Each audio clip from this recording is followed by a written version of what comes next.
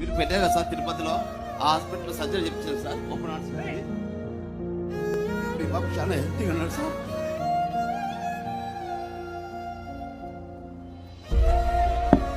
నమస్తే జగనన్న, నీ మేర ఎప్పటికీ మర్చిపోము మేము. నా కొడుకు ఈ రోజు ఈ పొజిషన్ లో ఉన్నాడంటే నువ్వే జగనన్న.